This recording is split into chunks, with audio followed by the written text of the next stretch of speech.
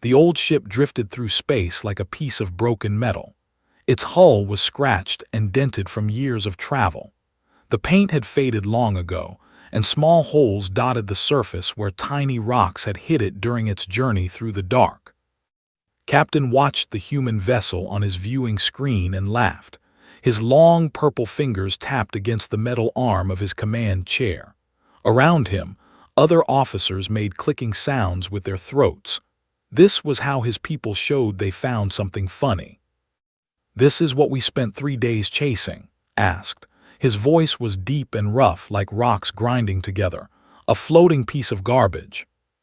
The ship's scanner officer, a thin named as, looked at his instruments. "Captain, there is one life form inside.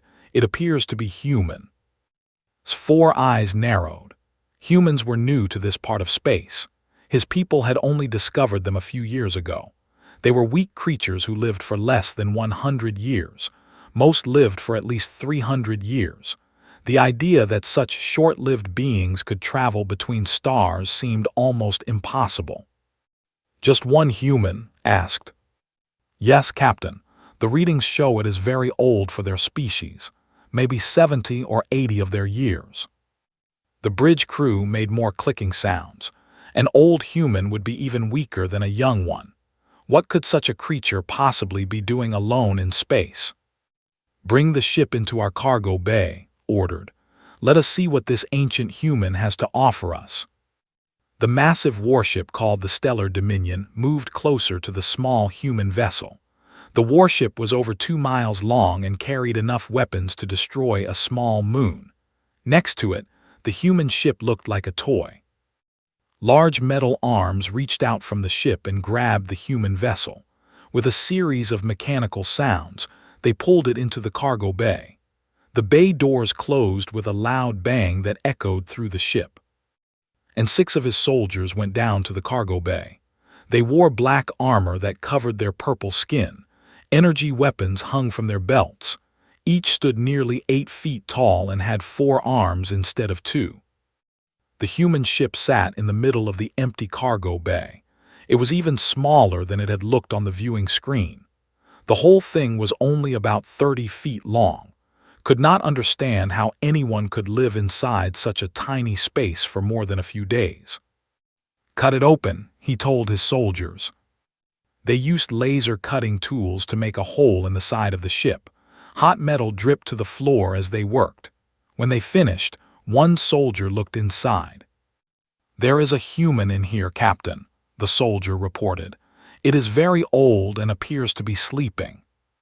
"Wake it up and bring it out." 2 soldiers went into the ship. After a moment, they came back out carrying an old human man. The human's hands were tied behind his back with metal restraints. His feet were also bound together. Stared at their prisoner. The human was much smaller than he had expected. The creature barely came up to his chest.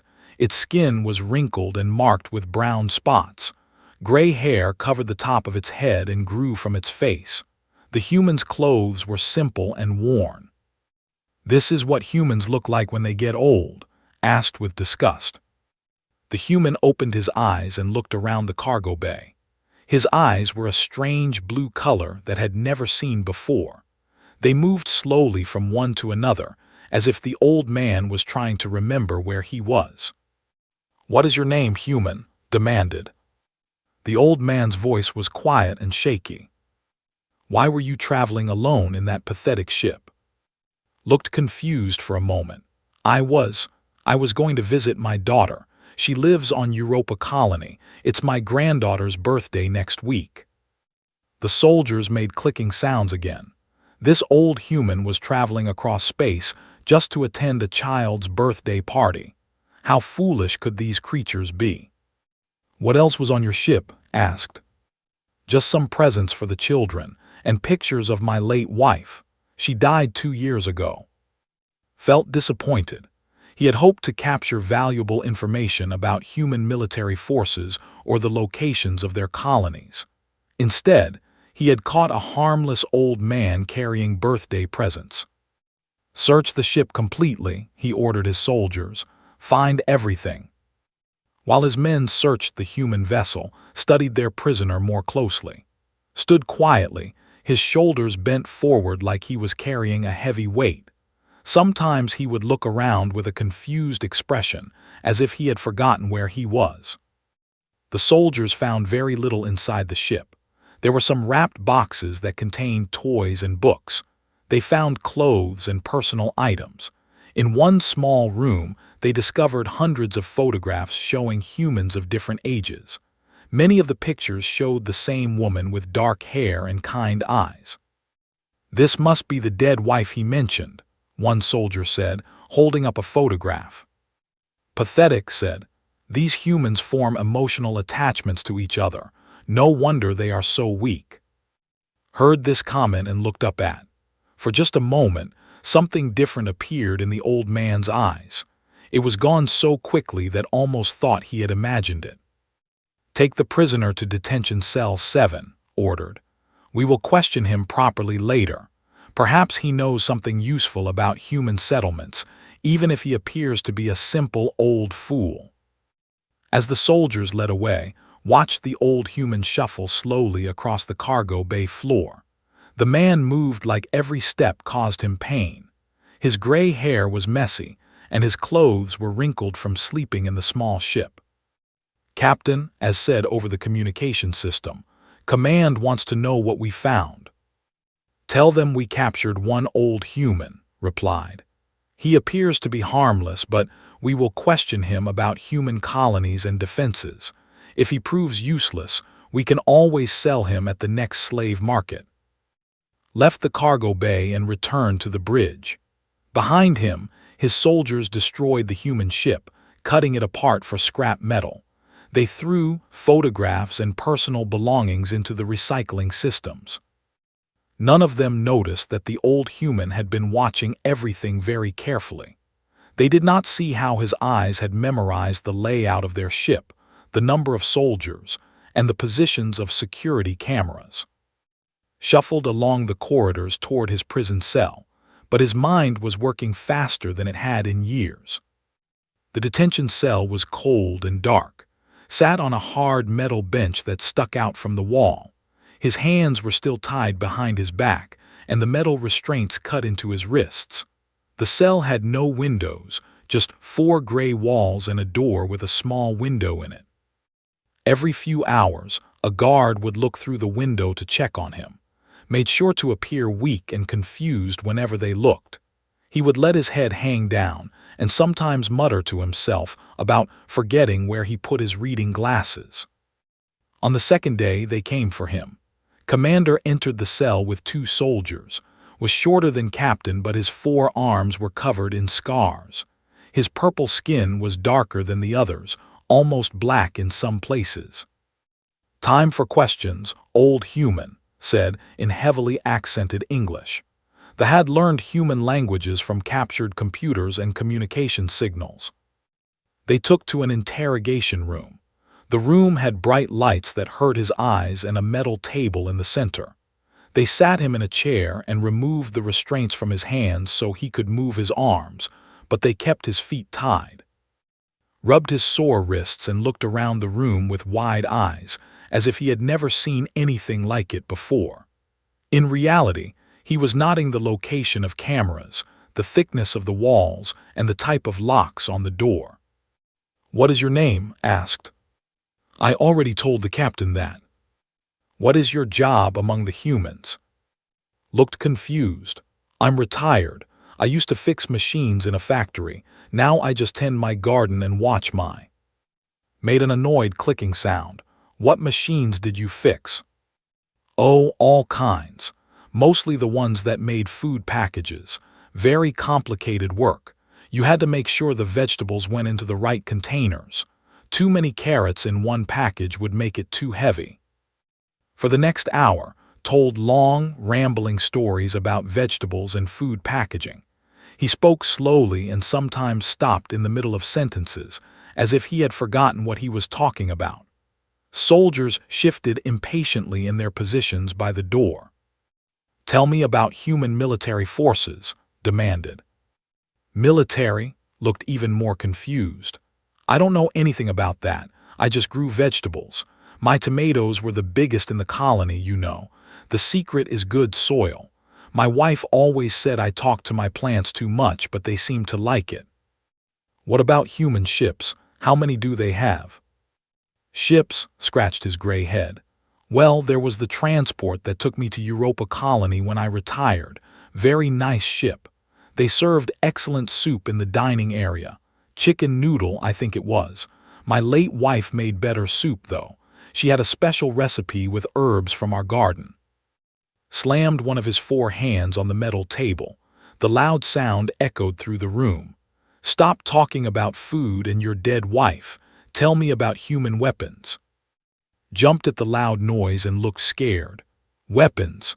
I don't know anything about weapons. I'm just a retired old man. Why would I know about such things? The interrogation continued for 3 more hours. No matter what asked, only talked about his garden, his late wife, and his. He told stories about teaching his granddaughter to plant seeds and how his grandson had learned to ride a bicycle. While he talked, was carefully listening to every word they said to each other. When they thought he wasn't paying attention, they spoke in their own language about ship operations. They mentioned guard rotation schedules, talked about problems with the engine systems, and complained about their next mission. Learned that the Stellar Dominion was part of a larger fleet. There were 12 other ships in their battle group, all heading toward human space. He discovered that they had been ordered to attack human colonies to test their defenses. The Empire wanted to know how strong human forces really were. "This is useless," finally said to his soldiers. "The old human is either too stupid to know anything valuable, or his mind has gone weak with age." "What should we do with him?" one soldier asked. "Captain wants to try again tomorrow. If he still gives us nothing useful, we will sell him to the slave traders at the next station." They took back to his cell. As they walked through the ship's corridors, kept looking around with apparent confusion, but he was actually memorizing the layout. He counted the number of turns, noted the positions of security doors, and observed how many guards were stationed at each checkpoint. The corridors were long and painted the same gray color as his cell. Purple lights ran along the ceiling, giving everything a strange glow. The floors were made of metal that rang with each footstep. Could hear the constant hum of engines somewhere deep in the ship. They passed other rooms with open doors, glimpsed what looked like weapon storage areas, computer centers, and crew quarters. Each piece of information was important. He was building a complete picture of the ship in his mind. Back in his cell, sat quietly and organized everything he had learned.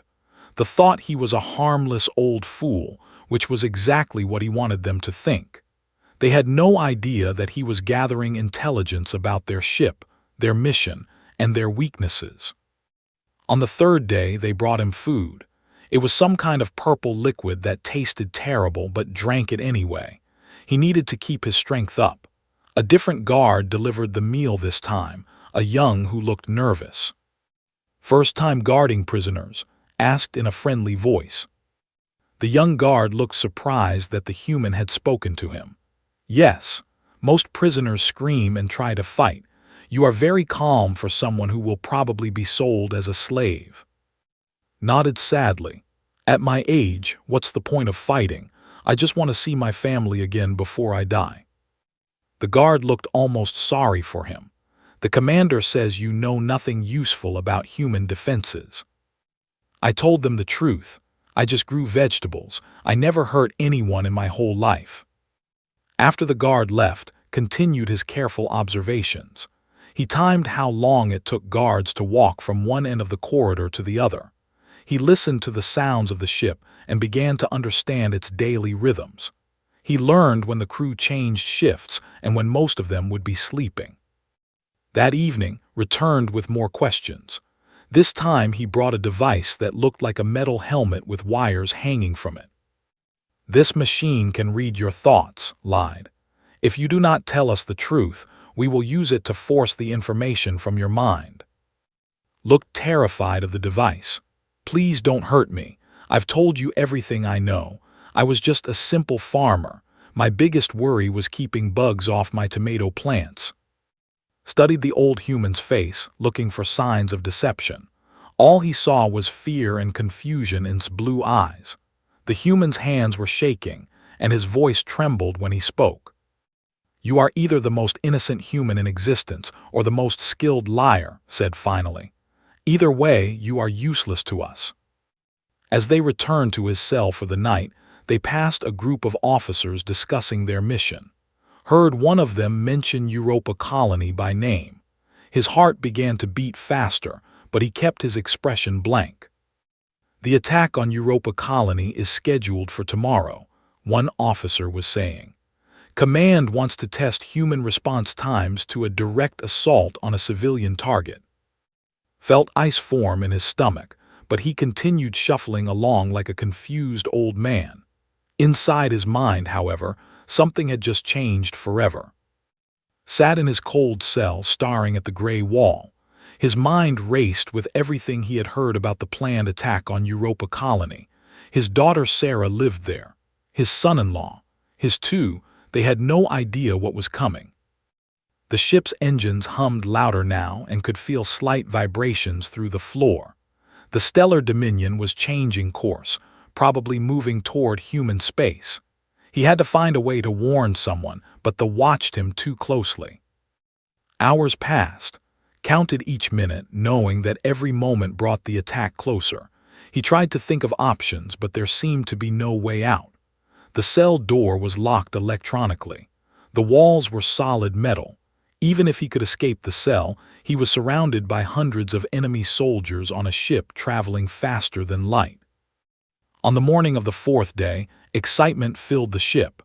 Could hear it in the voices of the guards, in the quicker footsteps in the corridors, in the increased activity around his cell. Something important was happening.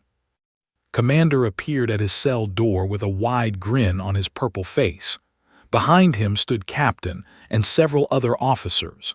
They all looked pleased about something. "Good morning, old human," said as they opened the cell door. "We have wonderful news to share with you." They brought to the same interrogation room as before. This time, however, they seemed different, more confident, more cruel. Activated a large viewing screen on the wall. "We want to show you something special," said. "Something that will help you understand how powerful the Empire really is." The screen flickered to life, showing a view of space. In the center was a blue and white planet with two small moons. Recognized it immediately. Europa Colony, his home for the past 15 years. "Beautiful planet," said casually. "Lots of humans living there. Men, women, children, all going about their daily lives thinking they are safe." Felt his heart begin to pound, but he kept his expression confused and innocent. "Why are you showing me this?" "Watch carefully," commanded. On the screen, dark shapes appeared at the edge of the image. Warships, at least 20 of them, moving toward the defenseless colony. The ships were massive, bristling with weapons that could level entire cities. "No," whispered, his voice shaking. "Please, no. Your people should have stayed in their own corner of the galaxy," said without emotion. "Now they will learn the price of expansion." The attack began without warning. Bright beams of energy lanced down from the ships toward the planet's surface. Where they struck, huge explosions bloomed like deadly flowers. Cities vanished in seconds. The beautiful blue and white world began to turn black and red. Watched in horror as his home was destroyed. The colony's defense ships tried to fight back, but they were tiny compared to the fleet. They were swept away like insects. "The orbital platforms are gone," one of the officers reported. "All major cities have been eliminated. Estimated casualties, 4.2 million humans." 4.2 million. The number hit like a physical blow. Everyone he knew on Europa Colony was dead. His neighbors, his friends from the gardening club, the young couple who lived next door with their new baby. "My family," he said quietly. Laughed, a harsh clicking sound. "What family, old man? You said you were going to visit your daughter. She lived in New Geneva, the capital city. On the screen, they could see that New Geneva no longer existed. Where the city had been was now only a smoking crater several miles wide. Then your family is dead, said with casual cruelty. Along with everyone else foolish enough to live on that planet. This is what happens when inferior species challenge the Empire. Stared at the screen. His daughter Sarah had been the person he knew. She had graduated at the top of her class from the Naval Academy and chosen to retire to Europa to raise her children in peace. His granddaughter Emma was only 7 years old. She loved to paint pictures of flowers and always gave him the biggest hugs when he visited. His grandson Jake was 10 and wanted to be a spaceship pilot when he grew up. All gone. The viewing screen continued to show the destruction. Soldiers were landing on the planet's surface now, hunting down any survivors. Watched them destroy the school where Emma should have been learning to read. He saw them burn the library where Jake loved to look at books about space travel. Why? Asked, his voice barely audible. They were just peaceful farmers and teachers and shopkeepers. They never threatened anyone. Because they existed, said simply. Because they dared to spread their inferior species across the galaxy. This attack will teach all humans to fear the Empire. Turned off the viewing screen. The room fell silent except for the hum of the ship's engines. Sat perfectly still, staring at the blank screen where his world had been just moments before. Now then, said, returning to his chair. Perhaps this tragedy will help clear your mind. Tell us about human military installations. Tell us about their fleets. Help us plan our next attack, and we might let you live as a slave instead of spacing you. Did not answer. He continued to stare at the empty screen. Did you hear me, old man? Demanded. I asked you a question. Slowly, very slowly, turned his head to look directly at Commander. For the first time since his capture, he made direct eye contact with his interrogator. The change in his eyes was so dramatic that actually leaned back in his chair. The confusion was gone. The fear was gone. The helpless, befuddled expression had vanished completely.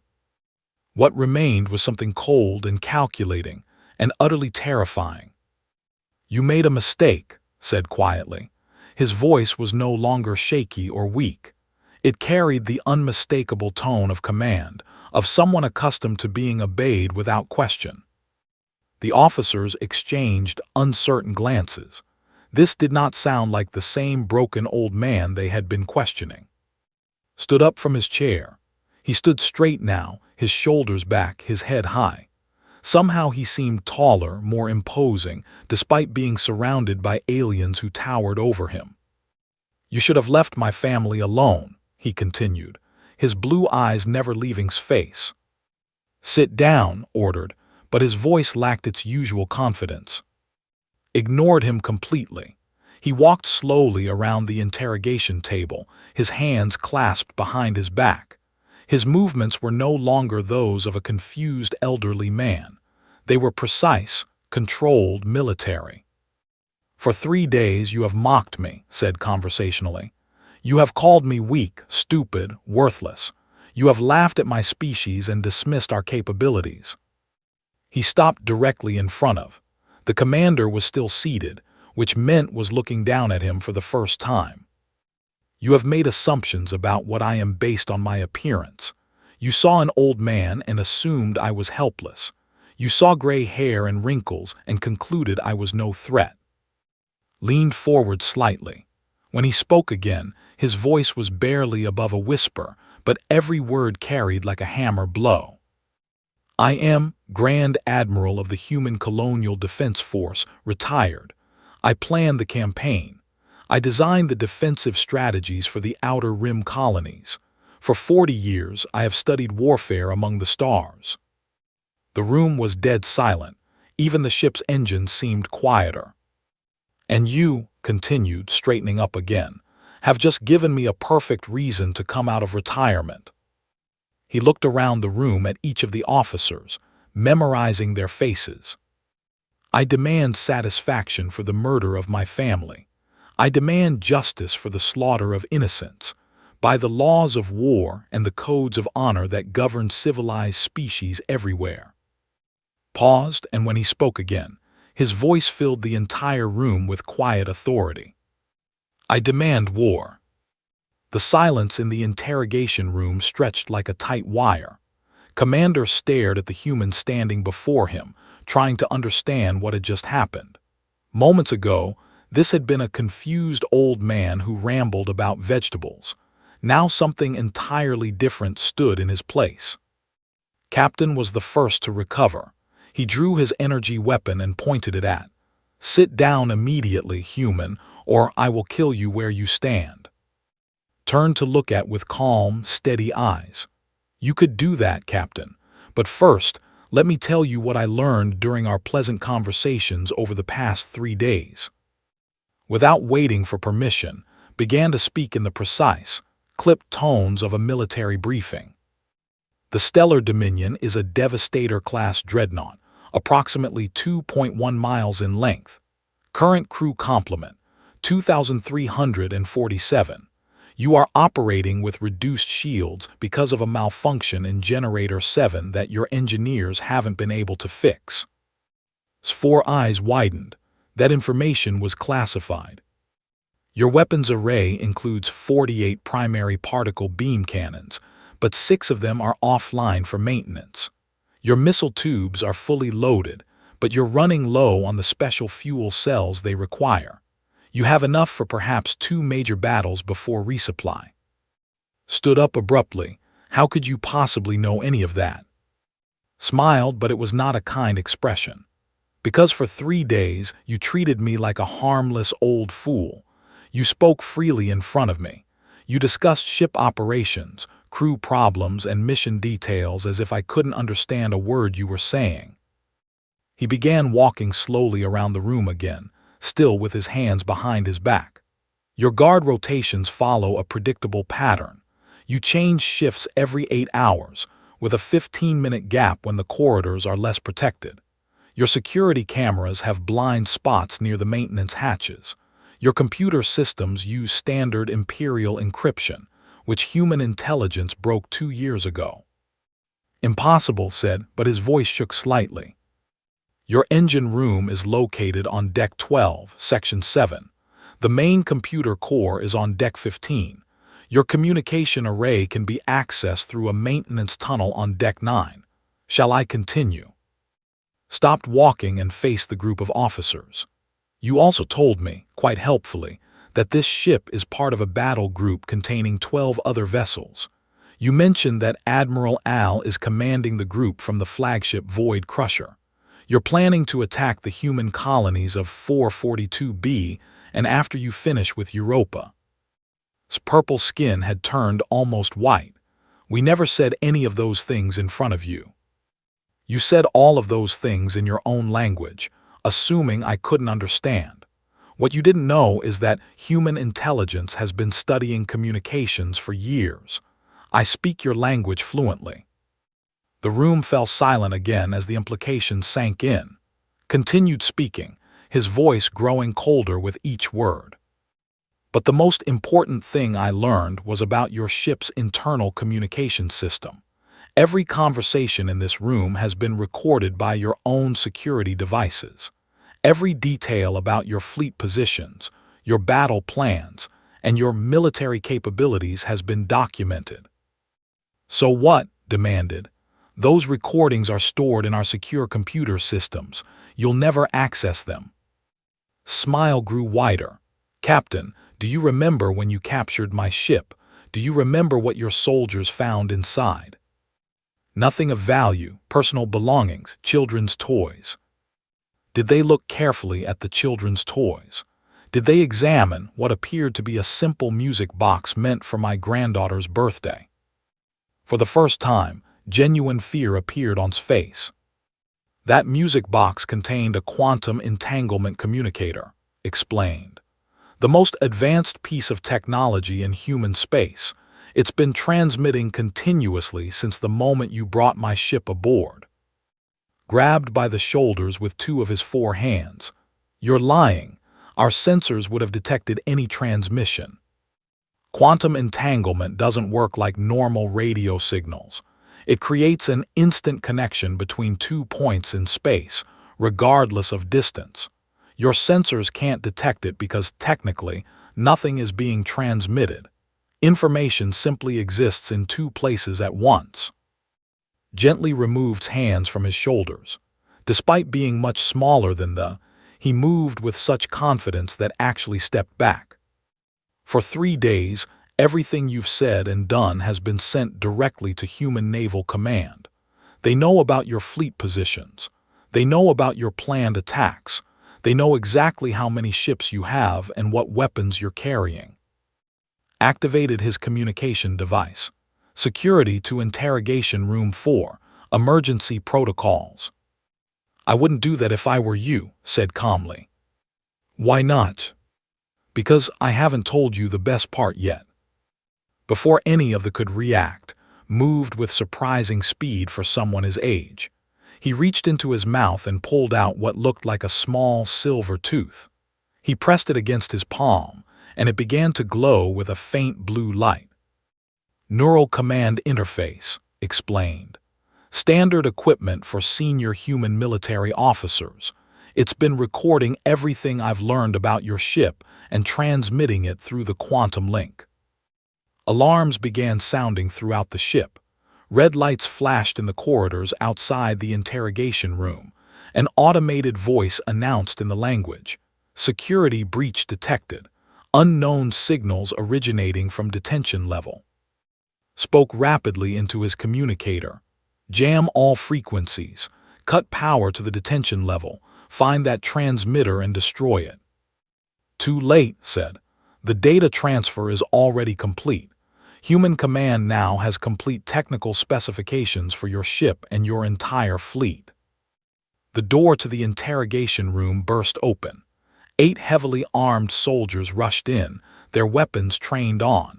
He made no move to resist as they surrounded him.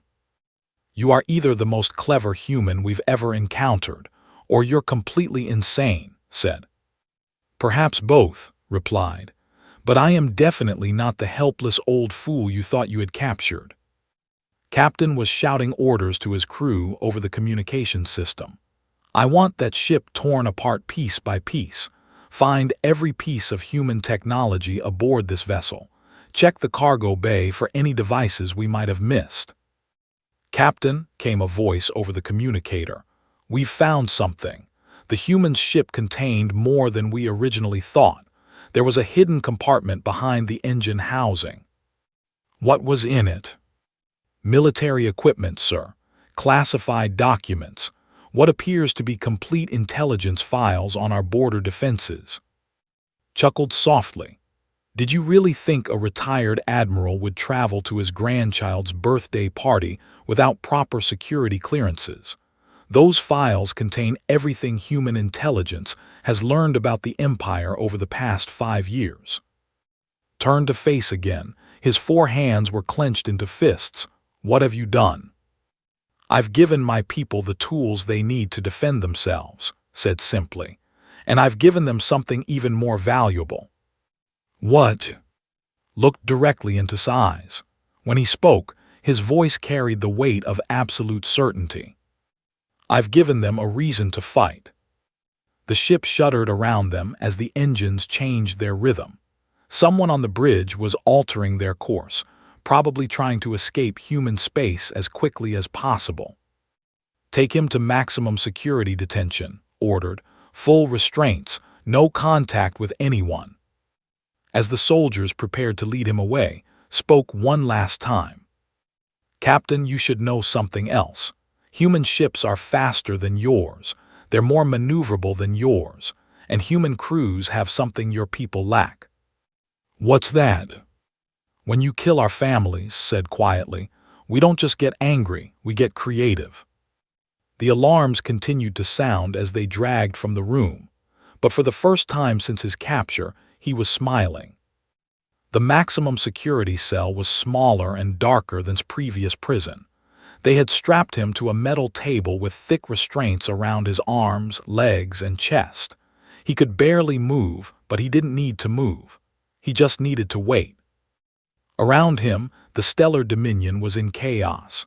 Alarms had been sounding for 2 hours. He could hear running footsteps in the corridors and shouted orders in the language. The ship's engines were running at maximum power, trying to escape human space as quickly as possible. Closed his eyes and calculated timing in his head. The quantum communication had been transmitting for 3 days. Human Naval Command would have received all the intelligence about the fleet positions. They would have mobilized their fastest ships immediately after learning about the attack on Europa Colony. The math was simple. It would take 18 hours for the first human response ships to reach this sector. Had been in maximum security for 16 hours now. Soon. The cell door burst open. Captain entered with 4 guards, his purple face darker with anger and fear. Human snarled. Your people have ignored our demands for surrender. They are actually pursuing us into deep space. How is this possible? We destroyed an entire colony. They should be begging for mercy. Opened his eyes and looked at the captain with pity. You still don't understand, do you? You think destroying Europa Colony would make humans afraid. Instead, you gave every human in the galaxy a reason to hunt you down. We have 13 warships. Your people sent maybe 50 ships to respond to our attack. They cannot match our firepower. 50 ships, laughed a sound with no humor in it. Captain, you destroyed a human colony. You killed children. Do you really think we only sent 50 ships? Before could answer, the ship shuddered violently. Emergency lights began flashing, and a new alarm started sounding. This one recognized from his years in the military. It was the sound that warned of incoming enemy ships. Captain, to the bridge immediately, came an urgent voice over the communication system.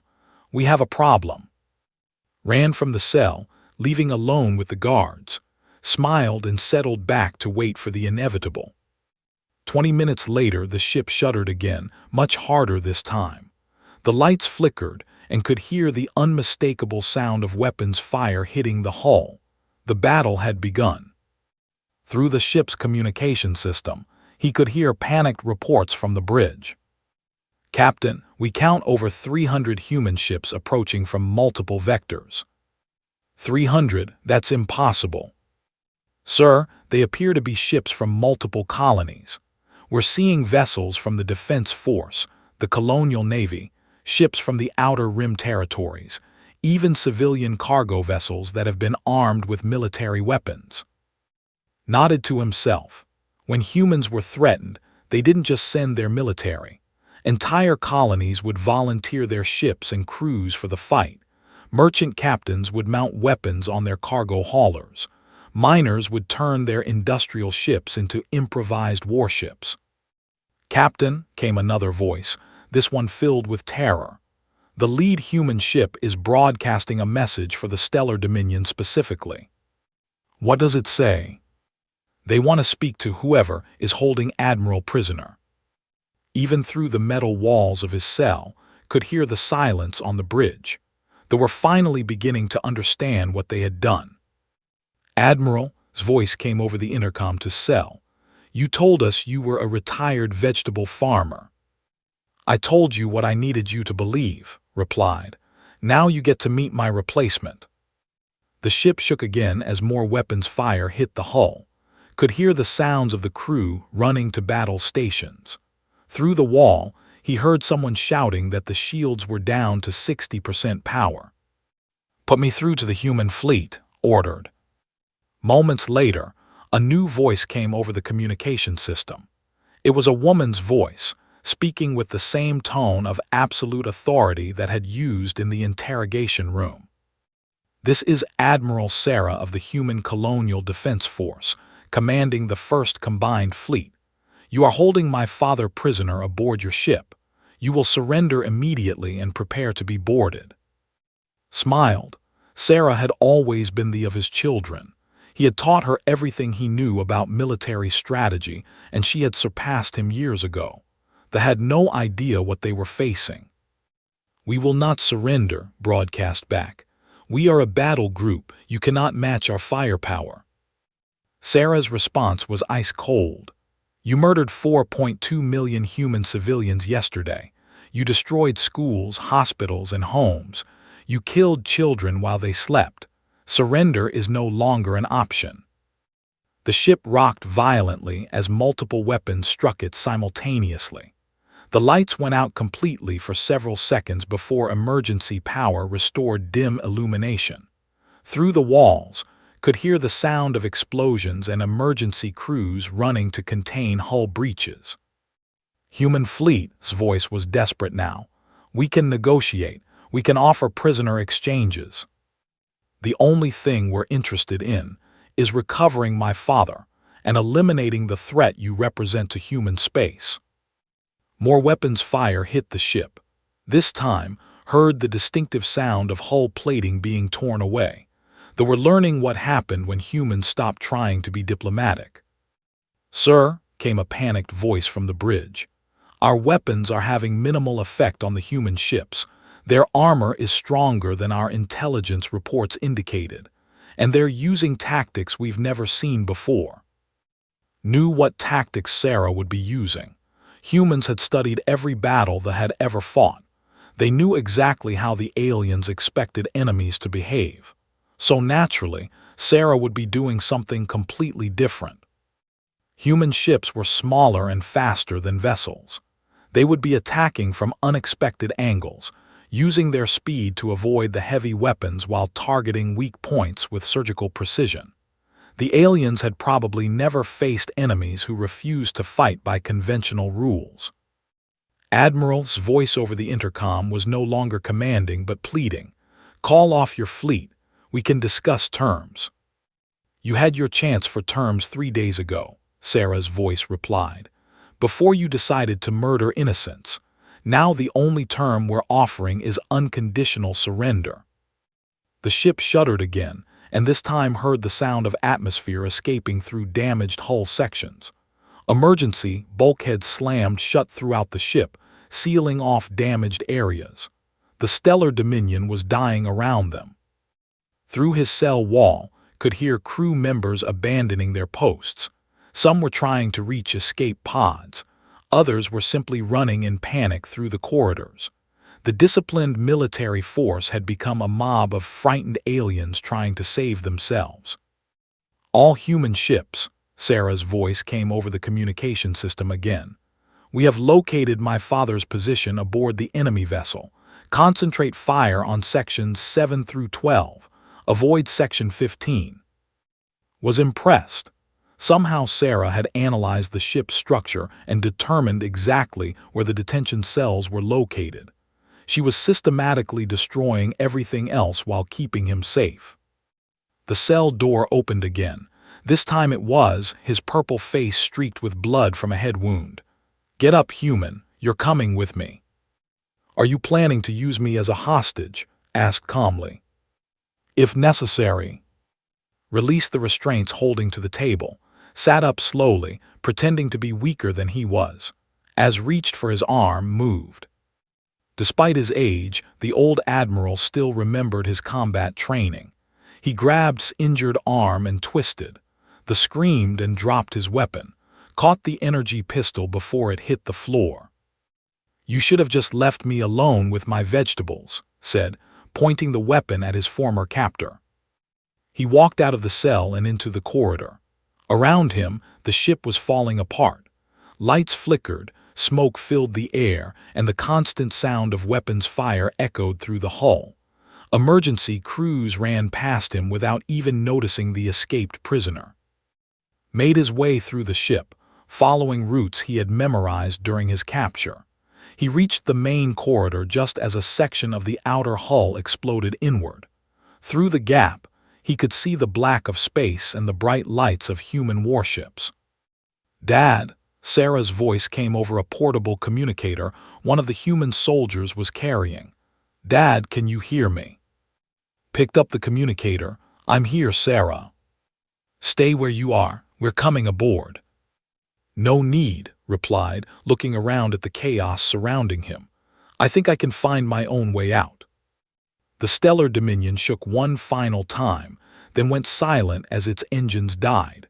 Emergency power failed throughout most of the ship. In the darkness, could hear voices calling out in surrender. Through the holes torn in the hull, he could see hundreds of human ships surrounding the disabled fleet. Some of the alien vessels were already surrendering. Others were trying to flee, but were being systematically disabled by precise human weapons fire. Found an intact escape pod and climbed inside. As it launched toward the human fleet, he looked back at the stellar dominion. The mighty warship that had destroyed Europa Colony was now nothing more than a floating wreck.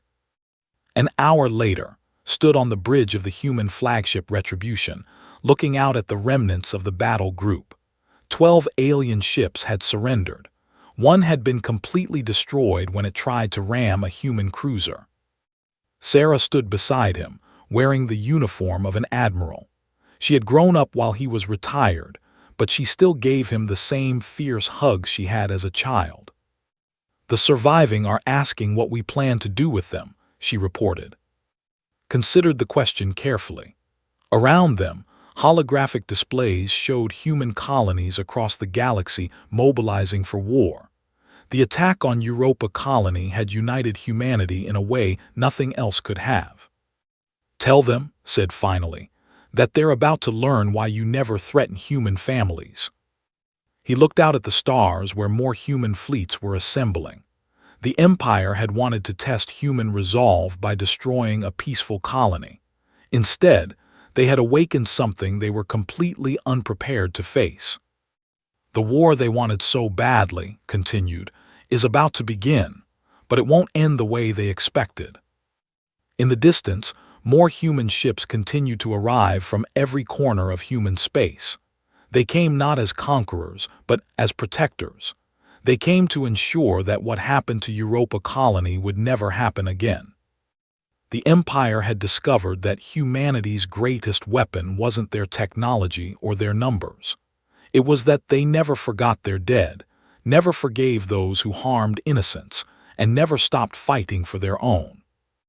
The old admiral smiled as he watched the fleet assemble. His retirement was officially over.